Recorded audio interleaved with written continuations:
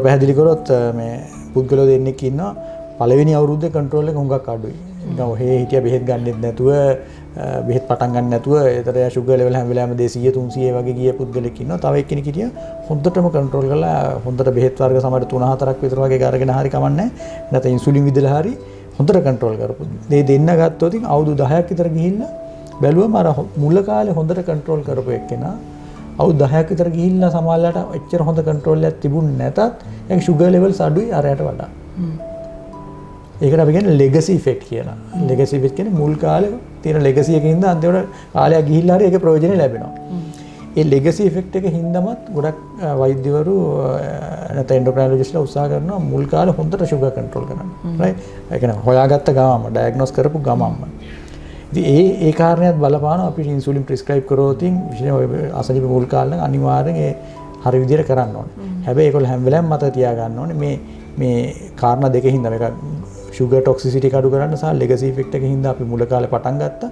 නමුත් ඒ ඉන්සුලින් එක අවුරුදු ගානම ගන්න අවශ්‍ය නැහැ. සහ වෛද්‍යවරයා මත තියනවා මේ අවුරුදු ගාන මෙයාට දෙන්න අවශ්‍ය නැහැ. මේක අඩුම මාස 6ක් ඇතුළත මේක එන්න අඩු කරලා නවත්තන්න ඕනේ. සමහරවිට මාසයක් ඇති ඒගොල්ලන්ව නෝමල් ට්‍රැක් එකට දාගන්න. දාගෙන ඊට පස්සේ ඖෂධ වලින් සහ සමහරවිට ඩයට් ඇන්ඩ් එක්සර්සයිස් වලින් විතරක් උනත් කරන්න පුළුවන් ලෙවල් එකට ගන්න පුළුවන්. සම්පූර්ණ ඖෂධ නැතුව ෂුගර් බහින සැරේට මොන හරි කනවා. ඒතර තවත් ආපහු ෂුගර් ආපහු ටික වෙලාවකින් වැඩි වෙනවා. ඊට පස්සේ ආපහු ඉන්සුලින් ගන්නවා.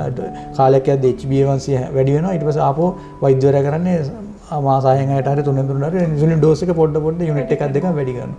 අන්තිමට ඔය ස්ලිපරි ස්ලෝප් එකේ යනවා. ඒ කියන්නේ එන්න ඒක කන්ට්‍රෝල් එක අඩු වෙනවා. එන්න මහත වැඩි වෙනවාම තවත් ඉන්සුලින් රෙසිස්ටන්ස් වැඩි. ඉතින් ඒ වගේ විෂස් විචම චක්‍රයක මේ ඉන්සුලින් ගන්න රෝගීන් බහුතරයක් ඉන්නවා. ඉතින් ඒක තමයි ලොකුම ප්‍රශ්නේ. ඉතින් ඒක ගැන පොඩ්ඩක් දැනුවත් වෙලා අපි ඇත්තටම කරන්න ඕනේ මම ඇත්තටම ගොඩාක් රෝගීන් ඉන්සුලින් ගන්න එක අඩු කරනවා. ඩී ප්‍රිස්ක්‍රයිබ් කරනවා ටික අඩු කරනවා. ඒක තාමත් පරිස්සමෙන් කරන්න ඕන දෙයක්. ස්ට්‍රික්ට්ලි මොනිටර් කරලා කරන්න ඕන දෙයක්. සමහර රෝගීන් ඉන්සුලින් සම්පූර්ණ නවත්ත. ඇත්තටම මේ සමහර රෝගීන් ඉන්නවා ඉන්සුලින් අවශ්‍ය නැහැ. ඒගොල්ලන් සමහර රෝගීන් අවුරුදු 7-8 ඉන්සුලින් අරන් දුන්නා. ඇත්තටම අවශ්‍ය නැහැ ඉන්සුලින් බිඳුවක්වත් ඒ කියන්නේ එකක්වත් නැතුව හොඳට ඖෂධ වලින් විතරක් ෂුගර් කන්ට්‍රෝල් කරගන්න පුද්ගලයෝ ඉන්නවා. හැබැයි ඒගොල්ලෝ අනිවාර්යයෙන්ම ස්ට්‍රික්ට් ආහාර පාලන තදින්ම ක්‍රියාත්මක වෙන ආහාර පාලන රටාවක් සහ ව්‍යායාම කරන්න ඕනේ. ඒක කරනවා නම් ඉන්සුලින් ගන්න නැතුව ඉන්න පුළුවන්.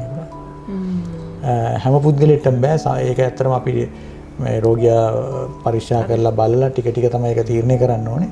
ඒ වුණාට ඒක කරන්න පුළුවන්. ඒ වගේ හුඟක් හොඳ ප්‍රතිඵල ගත්ත කට්ටිය ඉන්නවා.